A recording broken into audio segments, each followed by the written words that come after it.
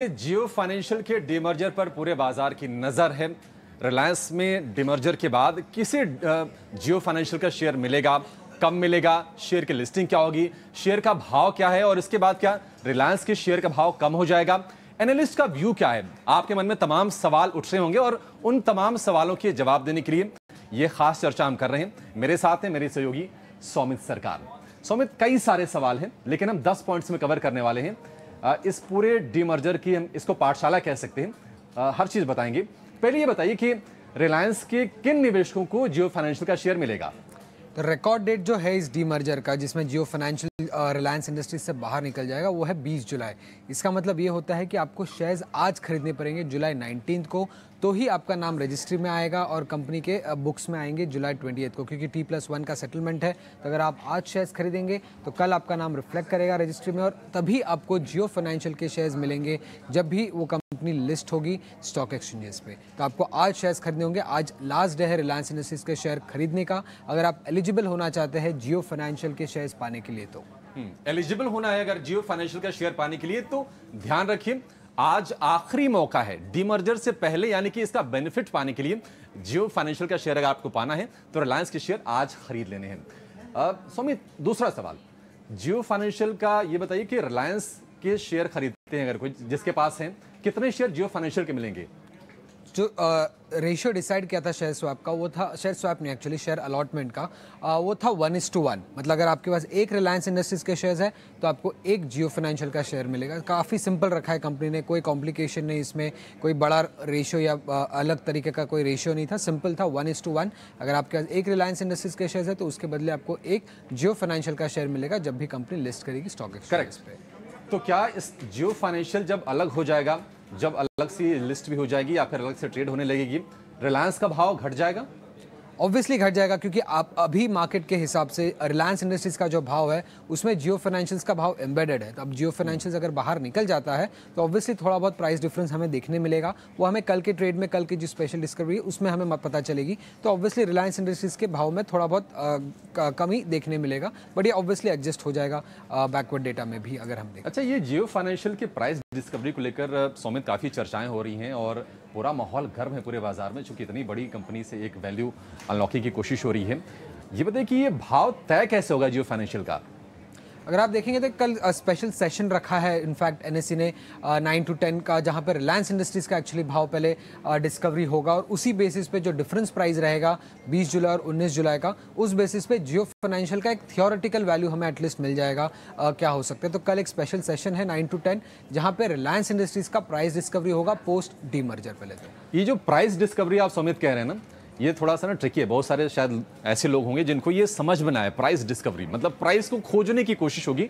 लेकिन सौमित, ये कैसे तय होगा, इसका तरीका क्या होगा, ये बताइए जरा। काफ़ी सिंपल है, किसी भी इन्वेस्टर के लिए इसमें कुछ नहीं करना है। जो भी आपको रिलायंस इंडस्ट्रीज का कल 10 बजे 20 जुलाई को जो कल भाव मिलेगा वो रिलायंस इंडस्ट्रीज का नया भाव होगा। अब 19 जुलाई का जो रेट होगा, समझिए आज अगर रिलायंस इंडस्ट्रीज 2800 पे क्लोज होता है और कल 20 जुलाई को 10 बजे 2600 का ओपनिंग प्राइस रहा, तो जो डिफरेंस प्राइस है 200 रुपये का अप्रॉक्सीमेटली, वो भाव होगा जियो फाइनेंशियल का। वो थियोरेटिकल वैल्यू होगा। लिस्टिंग पे जो भाव होगा वो अलग हो सकता है कंप्लीटली। एटलीस्ट थियोरेटिकल वैल्यू जो होगा जियो फाइनेंशियल का वो 200 रुपीज़ होगा, जो कि 20 जुलाई के ओपनिंग प्राइस से 19 जुलाई का क्लोजिंग प्राइस का जो डिफरेंस है वो होगा जियो फाइनेंशियल का थियोरेटिकल प्राइस है। सैद्धांतिक तौर पर ये हो गया कि आज जिस प्राइस पे क्लोजिंग होती है और कल स्पेशल सेशन में जो भाव ओपन होता है, इन दोनों का जो अंतर है, यानी कि आज मान लिया 2800 पर अगर बंद हुआ, कल 2600 पर वो रहा, तो 200 रुपए का 200 रुपए का भाव जियो फाइनेंशियल का हो जाएगा। ठीक है, अब ये बताइए कि एनालिस्ट की नजर में जो प्राइस हो सकती है जियो फाइनेंशियल की, जो वैल्यू हो सकती है, वो क्या लग रही है? अभी रेंज है करीब 160 से 200 रुपीज़ का, तो कहीं पे भी ये लिस्टिंग हो सकती है। 200 अपर एंड पे है, क्योंकि कंपनी की अगर आप बुक वैल्यू ही देखेंगे तो 200 के आसपास हो सकता है। और ये बुक वैल्यू किस बेसिस पे डिराइव हो रहा है, क्योंकि रिलायंस इंडस्ट्रीज की जो 6.1% की जो ट्रेजरी स्टेक है वो जियो फाइनेंशियल के पास रहेगी, तो उसका ही वैल्यू करीब 190 रुपीज़ के आसपास हो सकता है। तो इसी बेसिस पे जो बुक वैल्यू बनेगी वो 200 की है। एनालिस्ट एक्सपेक्ट कर रहे हैं 160 to 200 का प्राइस बैंड है। और उसके अलावा अगर आप देखेंगे तो जो चैनल चेक्स बता रहे हैं ग्रे मार्केट में, तो इसका जियो फाइनेंशियल के भाव 300 तक पहुंच चुके हैं। बट ऑब्वियसली वो ग्रे मार्केट है, लिस्टेड स्पेस से रिलेटेड नहीं है, तो उसके बारे में अब डिस्कस नहीं करते। अच्छा सौमित, ऐसी खबरें आ रही है कि कि जियो फाइनेंशियल भी निफ्टी का पार्ट होगा, तो निफ्टी 50 नहीं निफ्टी 51 होगा, ये क्या माजरा है? ये निफ्टी का फॉर्मूला है, उस बेसिस पे ये हो रहा है, क्योंकि जब तक जियो फाइनेंशियल का लिस्टिंग नहीं होता, 3 दिन के लिस्टिंग तक बाद तक जियो फाइनेंशियल एक कांस्टेंट प्राइस में, जो भी हम बता रहे थे 20 जुलाई का ओपनिंग प्राइस माइनस 19 जुलाई का क्लोजिंग प्राइस, जो भाव मिलेगा वो भाव पे जियो फाइनेंशियल लिस्टेड रहेगा निफ्टी पे, जब तक जियो फाइनेंशियल की लिस्टिंग नहीं हो जाती, और उसके 3 दिन बाद तक निफ्टी का हिस्सा बना रहेगा जियो फाइनेंशियल। लिस्टिंग की तारीख अभी तय तो नहीं है? अभी तक तय नहीं हुई है, बट 3 दिन बाद लिस्टिंग के तक जियो फाइनेंशियल निफ्टी का हिस्सा रहेगा, उसके बाद वो निकल जाएगा। अभी तक लिस्टिंग का डेट नहीं है, बट अगस्त 20 टेंटेटिव डेट एक्सपेक्ट कर रही है स्ट्रीट। ठीक है।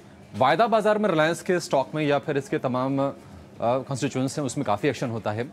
एफएनओ कॉन्ट्रैक्ट्स का क्या होगा? क्या आज एक्सपायर हो रही हैं? एग्जैक्टली आज रिलायंस इंडस्ट्रीज के सारे एफएनओ कॉन्ट्रैक्ट्स एक्सपायर हो जाएंगे, कल से नए कॉन्ट्रैक्ट शुरू होंगे, क्योंकि आज डीमर्जर का आज लास्ट डे है शेयर्स खरीदने का, और कल रिकॉर्ड डेट है, इसलिए आज एफएनओ की एक्सपायरी है सिर्फ रिलायंस इंडस्ट्रीज की शेयर्स की। और सबसे अहम सवाल सुमित, जो सब जानना चाह रहे होंगे, क्या रिलायंस का शेयर खरीदना सही है? एनालिस्ट क्या मान रहे हैं अब?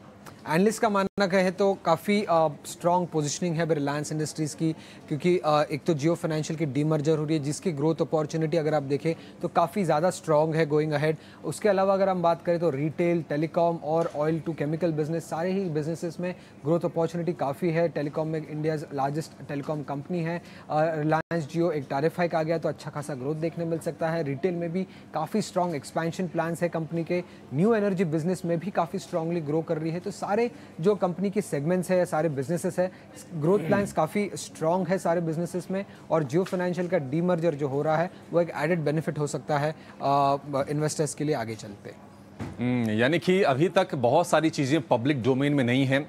कंपनी जैसे ही अपनी स्ट्रेटजी का खुलासा करेगी, अपने लक्ष्य तय करेगी, अपने कारोबार को आगे बढ़ाने पर सारी जानकारियां शेयर करेगी, निश्चित तौर पर रुझान बढ़ेगा और जियो फाइनेंशियल का शेयर भी बढ़ता हुआ दिखाई देगा। इस लिहाज से ब्रोकरेजेस मान रहे हैं कि ये रिलायंस का शेयर अभी खरीद लेना ये ठीक है।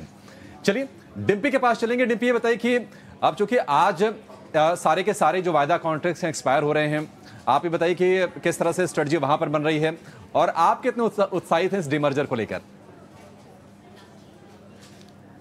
देखिए, अगर आपको जियो का शेयर लेना है तो फिर आप इसके अंदर पार्टिसिपेट करो। अगर आपको जियो का शेयर नहीं लेना तो फिर पार्टिसिपेट मत करो। ये तो एक बहुत सिंपल सा है, ये कंपनी ने अपने पॉइंट ऑफ व्यू से बिल्कुल क्लियर कर दिया। अच्छा, एक और पॉइंट है, अभी आप डिस्कस भी कर रहे थे कि आज उसके वायदा कॉन्ट्रैक्ट खत्म हो जाएंगे, कल से नए लगेंगे।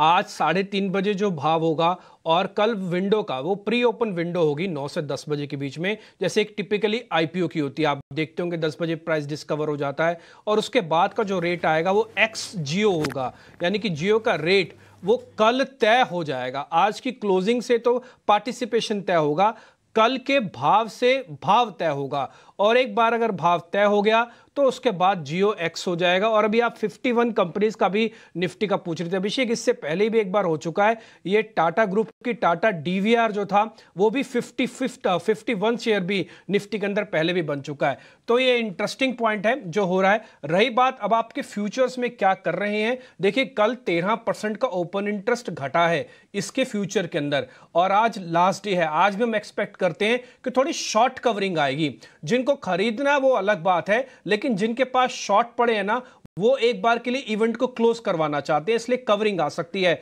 और 2856 का हाई है, ऑलमोस्ट अपने हाई के आसपास ही खड़ा हुआ है, इसलिए आज उम्मीद करके रखिए थोड़ी बहुत और शॉर्ट कवरिंग फ्यूचर्स के अंदर आ सकती है। एक्साइटमेंट मार्केट के अंदर काफी है।